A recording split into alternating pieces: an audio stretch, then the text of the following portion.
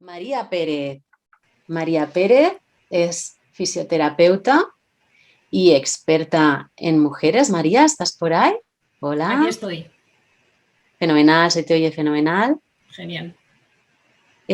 María también lleva, mucho tiempo, además, con un proyecto extraordinario que también lo podéis visitar.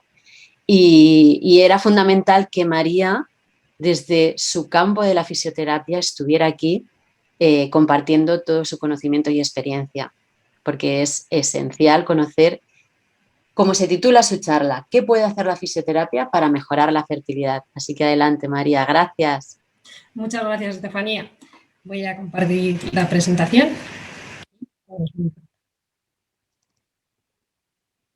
Bueno.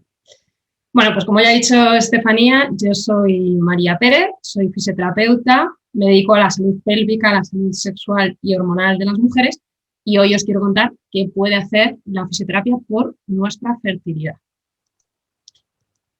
Me gusta siempre empezar este tipo de cosas imaginando.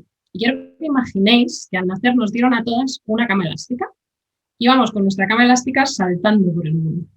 Nos dieron también unos arneses y unas cuerdas que van al cielo para que sea seguro ir saltando nuestra cama elástica. Pero imaginad que va pasando el tiempo y no le damos los cuidados que necesita nuestra cama elástica. No pasamos la ITV de las camas elásticas. Pues nos puede dar una serie de problemas, ¿no? Se puede oxidar la estructura, por ejemplo, la goma se puede dar de sí, o las cuerdas que van al cielo se pueden romper y ya no sería ni tan seguro ni tan divertido ir desplazándonos en nuestra cama elástica. Imaginad ahora que la estructura de la cama elástica es nuestra pelvis. La goma es el suelo pélvico. Las cuerdas que nos atan al cielo son los ligamentos y los que van ahí montados, en vez de ser nosotras mismas, son nuestros órganos pélvicos, nuestra vejiga, nuestro útero y nuestro recto. Si tampoco le damos una serie de cuidados, pues también nos puede dar una serie de problemas. Y con esta ponencia, sobre todo lo que quiero es que podáis comprender cómo el estado de estas estructuras de nuestra pelvis, puede influir en nuestra salud reproductiva y cómo puede influir el estado de unas en otras. Y para ello os voy a contar qué factores físicos y biomecánicos pueden influir en nuestra sexualidad y en nuestra salud reproductiva. Vamos a hablar de estos: falta de movilidad en general, posición uterina, estado de la musculatura del suelo pélvico, calidad de la mucosa vaginal, del muco cervical y de la lubricación, y la congestión pélvica. Todas ellas pueden influir en nuestro aparato reproductor y, por tanto, en nuestra fertilidad. Empiezo hablando de la falta de movilidad. Ahí os he puesto muy específicamente útero, trompas, vagina, cervix, pero en realidad es una falta de movilidad global de todo el cuerpo, en la que me voy a centrar sobre todo en las estructuras de la pelvis, en tanto a huesos, ligamentos, órganos, musculatura. Esta movilidad es imprescindible para que todas las estructuras puedan hacer su función específicamente, ¿no? Y empezando por ver qué puede hacer que perdamos movilidad, ¿no? Bueno, primero, para que nos situemos, porque yo voy muchas veces al grano y a lo mejor no tenemos mucha idea de anatomía y no sabemos ni siquiera qué estamos viendo aquí, ¿no?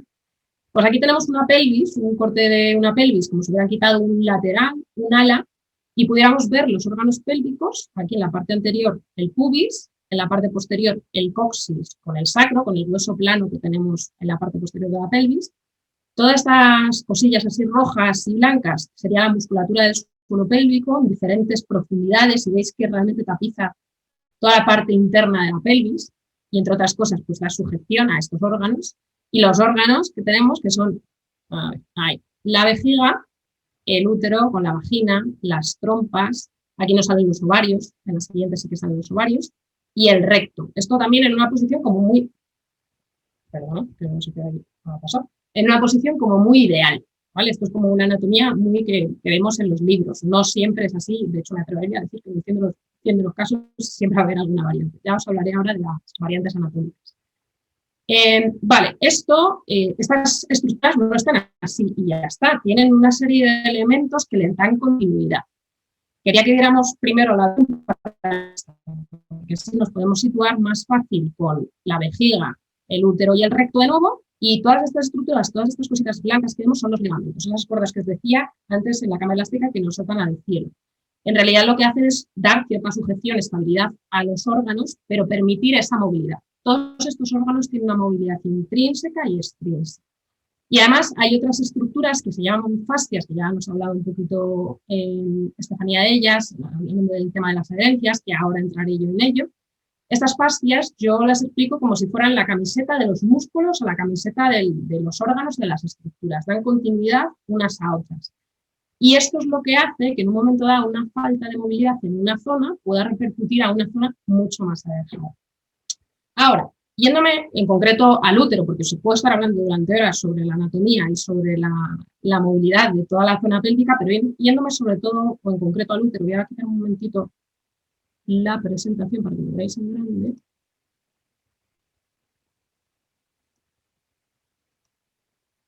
Vale. Si no me veis, a lo mejor le tenéis que dar a mi pantalla para poner el anclaje.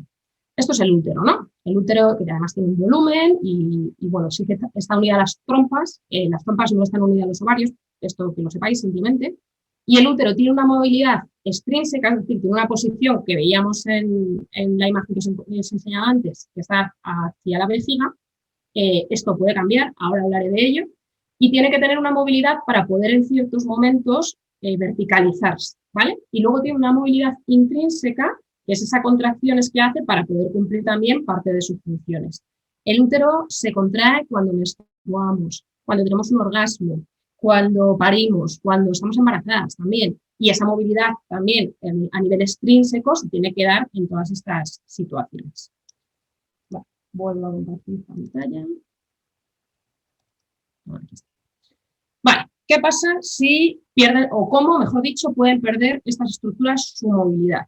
Pues, por ejemplo, por una falta de movilidad del continente, de la pelvis. Si no movemos nuestra pelvis, es fundamental que movamos nuestra pelvis. Luego, también puede haber patologías o cirugías que pueden crear estas adherencias. ¿Las adherencias qué son? Pues otro ejemplo sencillo. Imaginad ahora que yo entro por la puerta de vuestra casa con un hilo y una aguja, lo enhebro y os coso la chaqueta que llevéis a la camiseta que llevéis debajo. Y ahí se crea pues, una zona que podría ser pues, como una cicatriz, ¿no? Una zona cosida y con falta de movilidad. Pues se van a crear unas arrugas a nivel local que van a estar cerca de esta zona que está cosida, pero según me mueva, esto también va a generar arrugas en el resto de la camiseta de diferentes formas, ¿no? Pues salvando la distancia, esto es un poco lo que nos puede pasar en el cuerpo. Si hay unas adherencias porque hay una cirugía, hay una cicatriz o porque hay una patología, ¿qué tipo de patologías pueden crear adherencias? Por ejemplo, patologías intestinales, todas las patologías inflamatorias en general, o patologías a nivel de endometriosis, quistes ováricos, quistes uterinos, por ejemplo, todo esto puede generar adherencia.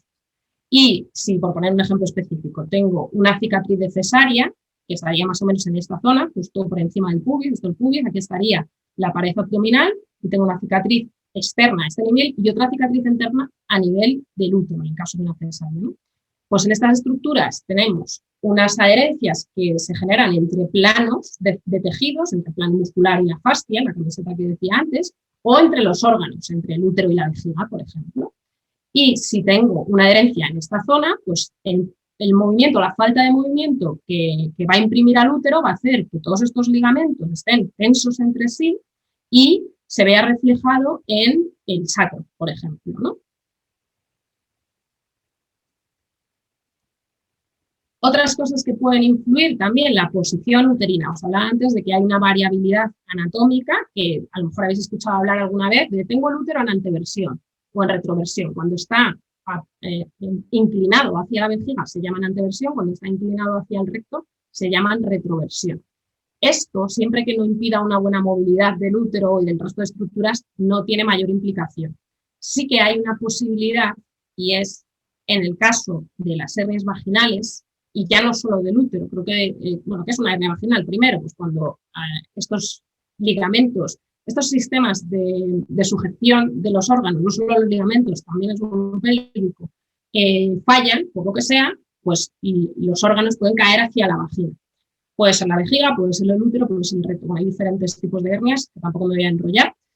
En caso del útero, pues si no está en su posición anatómica necesaria, pues es más fácil pensar, oye, pues sí, puede tener un problema de funcionalidad, pero es que por todo lo que he contado antes, por esa continuidad que tienen de las vísceras, si esto pasa con la vejiga o pasa con el recto, también puede perjudicar o influir en la función del útero en un momento dado.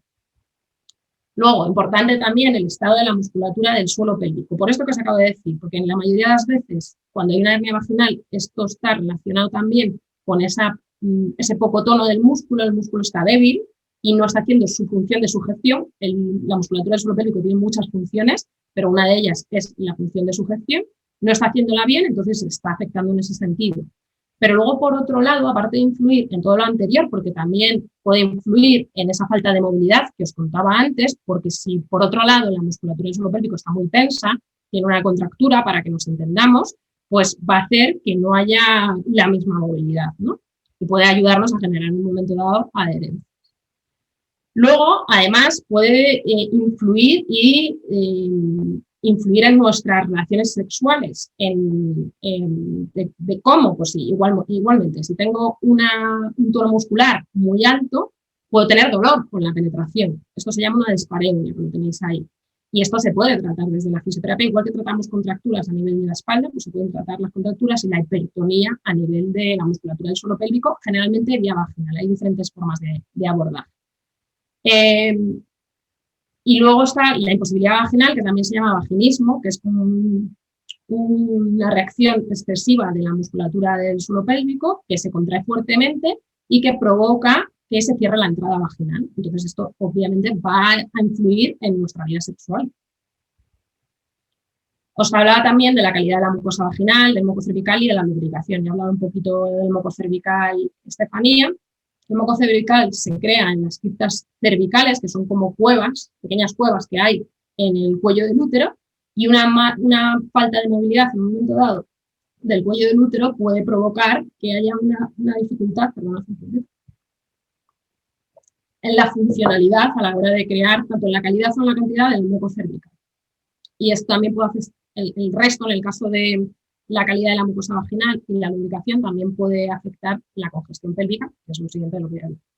¿Qué es una congestión pélvica? Pues un acúmulo de sangre anormal en la pelvis. No hay una buena circulación a nivel pélvico. ¿Y esto por qué puede ocurrir? Pues por todo lo que he dicho. Puede ser por una falta de movilidad en la pelvis, puede ser por una hernia vaginal, puede ser por el tono muscular está muy alto, está muy bajo y no favorece ese buen riego sanguíneo. Puede estar relacionado también con enfermedades que comentaba antes, como endometriosis, enfermedades inflamatorias en general, adenomiosis, etc. Y luego hay otros factores como pueden ser pues, varices pélvicas o un mal retorno venoso, por ejemplo. ¿Y cómo podemos abordar los fisios especializados todos estos factores? Pues primero importante, voy a desgranarnos estos un poquito uno a uno, pero primero es muy importante hacer una valoración completa de todo lo que os he comentado para poder personalizar. Haciendo también una toma de conciencia pélvica, tratamiento postural, ejercicio terapéutico, terapia manual, cambio de hábitos y otras técnicas de terapia física con las que yo personalmente no trabajo, pero que también pueden tener un buen efecto en todo esto que acabo de comentar. Es imprescindible, ya os decía, esta valoración completa y personalizada para poder ver qué tratamiento voy a seguir con esta mujer en concreto, porque no puedo tener un protocolo. El protocolo a lo mejor va a dar la diana o no, pero lo que necesito es saber efectivamente qué necesita esa mujer en concreto. ¿Y cómo hago esta valoración? Es una de las preguntas que más me hacen antes de acudir a la consulta. ¿Qué veis? ¿Qué valoráis los fisios de uroginecológicos en todas estas historias? Por primero, hacemos una historia completa, imprescindible, conocer los datos personales antecedentes a nivel de enfermedades, a nivel de cirugías, a nivel de alergias, incluso pregunto también, para mí es muy importante conocer el empleo, el deporte que practicamos, porque todo esto va a tener una influencia en la salud pélvica.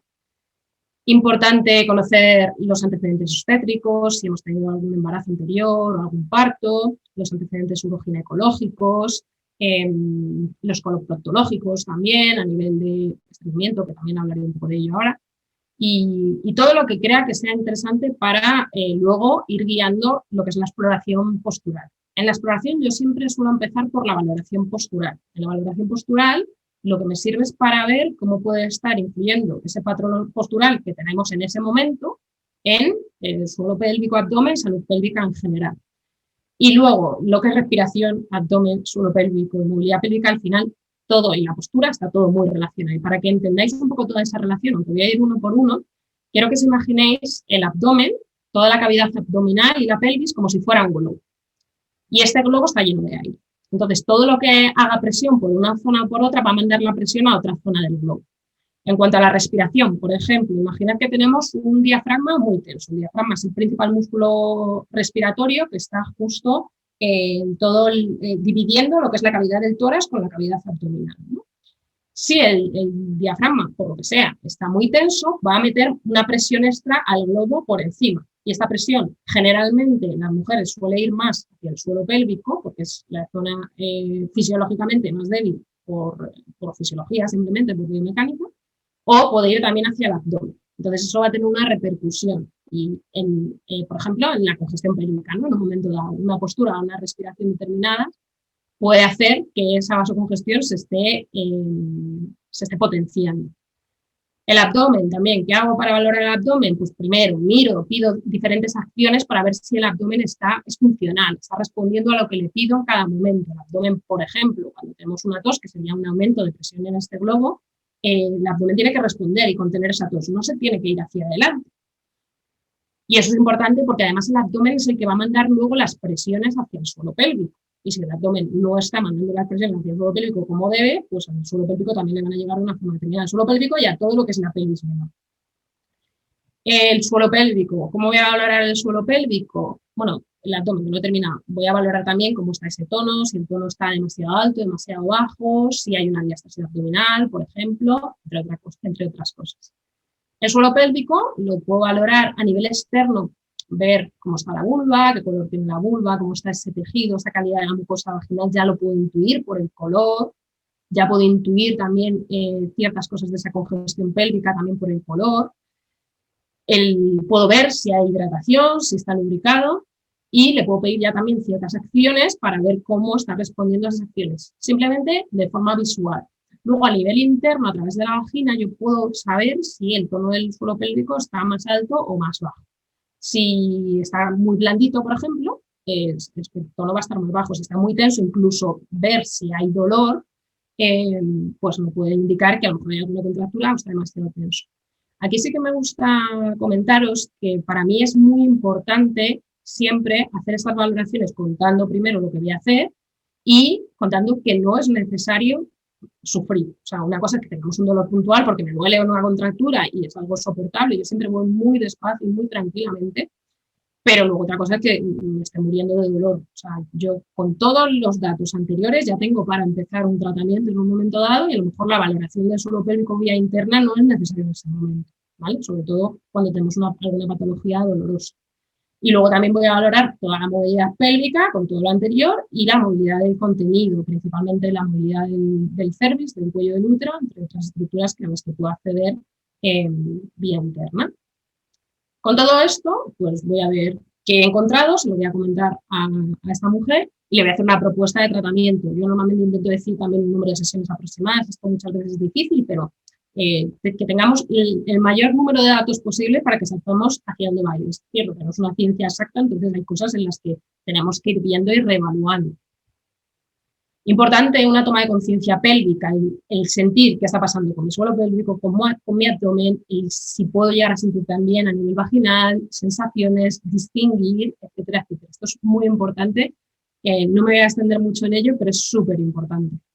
Tratamiento postural, si es necesario, pues hay diferentes técnicas de abordaje de la postura, entre ellas yo utilizo principalmente ejercicio terapéutico basado en pilates, en hipopresivos, método TAR, método 5P, sobre todo yo trabajo principalmente más con el método 5P y luego a lo mejor a nivel de camilla tengo que hacer algo en cuanto a terapia manual, ¿no?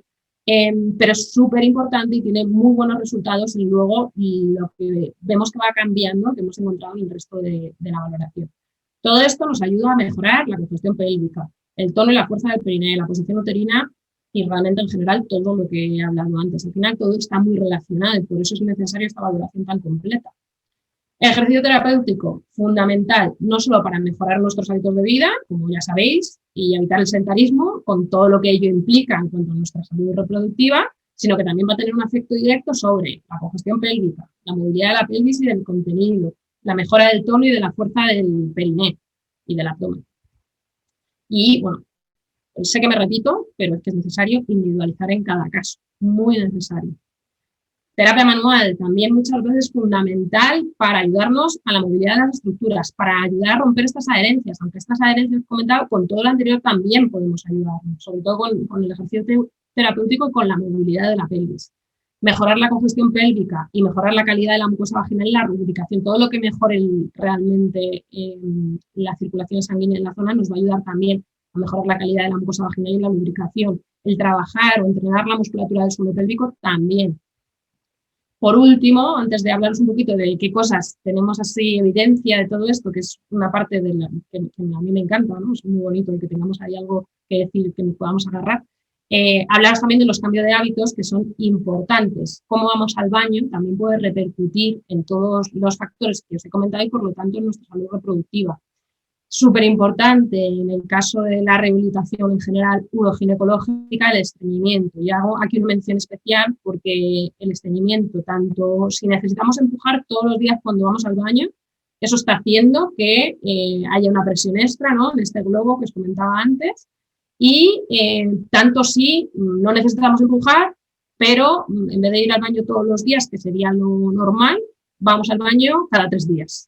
Porque hay un peso extra en el suelo pélvico que hace que al final todas esas estructuras que yo las veo, al final el cuerpo en general y la pelvis en particular, yo las veo como pequeños engranajes, ¿no? Si hay un engranaje que funciona mal por lo que sea, por falta de posición, por esa congestión pélvica, por lo que sea, el resto de engranajes se van a ver afectados también, ¿no? Va a haber una influencia. Y el estreñimiento, en mi experiencia clínica, en la mayoría de los casos, hay otros casos que no, pero en la mayoría de los casos con pautas posturales en el baño y con pautas de hábitos en el baño, se arreglan. Incluso estreñimientos de toda la vida. Yo es que soy estreñida desde que nací casi. También, ¿vale? Hay cosas que nos afectan mucho más incluso en un momento dado, por lo que yo veo en consulta, que la ingesta de agua o la ingesta de fibra en un momento que es súper importante, ¿eh? No quiero decir que no sea importante, pero que yo me he dado cuenta y es algo que me ha sorprendido mucho en consulta. Para ir terminando, quería contaros un poco qué evidencia científica tenemos en cuanto a esto, porque al final la fisio es algo relativamente joven, ¿no? Y tenemos poquita, pero muy prometedora. Lo más estudiado en estos casos son técnicas de terapia manual. Y tenemos, por ejemplo, estos 2 estudios que nos hablan de que a través de la terapia manual podemos aumentar las tasas de fecundación gracias a la desobstrucción de las trompas uterinas, ¿no?, cuando hay obstrucción. Tenemos estos 2 estudios. Voy a comentar sobre todo este estudio, el estudio retrospectivo, porque es un estudio bastante interesante y bastante grande. Se hizo sobre 1.392 mujeres en un periodo de unos 9 años, de 2002 a 2011. Estas mujeres tenían diferentes diagnósticos de infertilidad, desde oclusión de trompas, disfunción hormonal, endometriosis, entre otras cosas. Se aplica un protocolo de terapia manual que lo que busca es restaurar esta movilidad y esta motilidad, la movilidad extrínseca e intrínseca que os hablaba antes, de las estructuras involucradas en la reproducción. ¿Y qué encuentran? Pues que en el más de 60% de las mujeres logran desobstruir las trompas y que aumenta entre ellas la tasa de embarazo en más del 56%. Y en el caso de endometriosis también se encuentra que aumentan en más del 42% la tasa de embarazo, entre otra serie de resultados que también son interesantes, pero creo que estos eran los más interesantes para comentar. Otros estudios encontramos que la fisio o la terapia manual nos ayuda a la prevención y el tratamiento de estas adherencias y también al aumento de estas tasas de embarazo.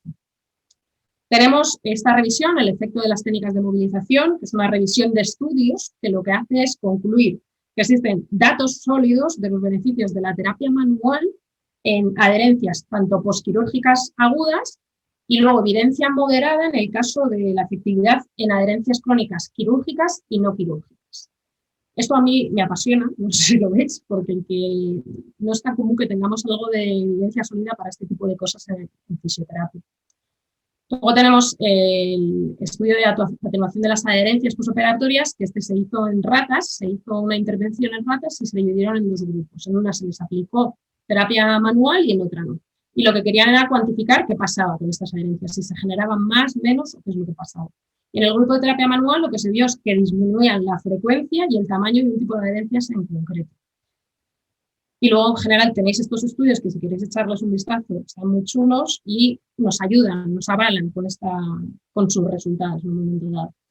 Luego también tenemos evidencia científica en cuanto al tratamiento con terapia manual y con fisioterapia de la dispareunia, el dolor con las relaciones sexuales, con la penetración y otro tipo de afecciones sexuales, tanto en hombres como en mujeres. En general, por no enrollarme mucho más con esto, en los dos estudios se ve una mejora del deseo, de la excitación, de la lubricación y de la satisfacción en un porcentaje alto de mujeres y hombres, porque en este se ven en los dos sexos, y mejora también en las escalas de dolor. Y ya para terminar, comentar esta serie de casos, que son poquitos casos, son 10 casos, pero también tienen resultados así muy prometedores, muy interesantes. Y también se les trata a esta serie de mujeres con diagnóstico de infertilidad, problemas de congestión pélvica, de falta de movilidad y cicatrices en la zona.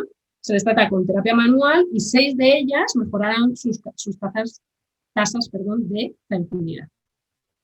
Ya para terminar, ya os digo que a mí todo esto me apasiona, pero es cierto que es todavía muy necesario que continuemos estas líneas de investigación, que podamos ampliar tanto la calidad de los estudios como el número de pacientes que participaron, pero, sin embargo, estos estudios nos muestran caminos muy prometedores sobre cómo los fisios especializados podemos ayudar a nuestra fertilidad en el caso de las mujeres. Muchas gracias, quedo a vuestra disposición por si tenéis alguna pregunta. A mí me podéis encontrar en redes, sobre todo en Instagram, igual que Ana, yo soy más activa en Instagram. Me podéis encontrar en mi web, donde vais a encontrar un montón de recursos gratuitos. También tengo un podcast que se llama La Vulva de Venus, en el que hablo un poco en general de salud femenina. Y bueno, Facebook, aunque no estoy tan activa, pues también me podéis encontrar en el correo y yo encantada de contestaros todas vuestras dudas. Lo dicho, si tenéis alguna pregunta. Millones de gracias, María. Gracias a ti. Ha sido, bueno, hemos descubierto, bueno, al menos hablo por mí, muchísimas cosas que están jugando ese papel, como bien dices, que es fundamental conocer. Y bueno, así que nos has abierto ahí un campo, vamos, extraordinario y necesario saber. Así que, bueno, si tenéis alguna preguntilla, aunque sé responderla brevemente, ¿vale? A mí, desde luego, me encanta hablar de todo esto, principalmente por el desconocimiento que hay. Y bueno, porque me encanta la divulgación. Exacto, eso es. Por eso el darle esa difusión, el que bueno, y encantados de que dijeras que sí a participar, pero vamos, es que era fundamental que estuvieras y que conociéramos más qué puede estar pasando, pues eso, anatómicamente, no fisiológicamente, desde el punto de vista de la fisioterapia, así que... Sí, y además, bueno, a mí, claro, una vez que creo que lo explico, puedes decir, ostras, pues que sí, tiene sentido, ¿no? Si no, a lo mejor no caes antes, pero luego encima que encontremos evidencia en este sentido, que va por el camino de que hay resultados muy prometedores, pues que ya me subidella, ¿no? Exacto, toda la evidencia científica que has mostrado, donde, pues eso, se confirma, se demuestra que vamos, la terapia manual incluso es que puede revertir ciertos procesos, ¿no? O sea, está demostrado, es increíble. Yo creo que todavía nos quedan estudios por hacer, pero sí, es súper interesante. O sea, efectivamente, claro. Te comentaban aquí que interesantísimo, que nunca, que no habían oído hablar de esto. Ya. Así que es la oportunidad de hacer esa valoración también. Sí, efectivamente. Esa valoración de nuestro cuerpo para ver, pues bueno, si hay algunos aspectos como tú has estado nombrando en tu charla que, bueno, que se pueden trabajar y de esa manera, pues, ayudar un poquito más en este proceso de mejora de la fertilidad. Muchísimas gracias, María. No aparece ninguna pregunta porque yo creo que ha sido eso, tan novedoso para la gente que tiene que como que procesarlo y seguro que saldrán. Te comentan por aquí que es el método 5P. El método 5P es una forma de trabajar la postura muy sencilla, que es, bueno, en mi blog tenéis mucha información sobre él. Se trabaja con un tronco, que esto así contado suena como muy raro, pero tiene todo el sentido del mundo. Se trabaja con un tronco y de forma refleja el cuerpo va respondiendo a los estímulos de la planta de los pies, y luego se pueden hacer un millón de cosas, pero es un trabajo en principio muy básico y súper potente para trabajar tanto la postura como el suelo pélvico como el abdomen. Yo trabajo con ello prácticamente con todos mis pacientes y de hecho ahora hasta tengo un taller online porque es que veo que beneficia muchísimo a la gente en general. El trabajo postural, sí, sí, Mm. total. Pues María, lo dejamos aquí. Como has puesto tu contacto, pues bueno, estarán encantadas de escribirte también a través nuestra y podemos hacer llegar esas preguntas, esos comentarios y seguimos en contacto.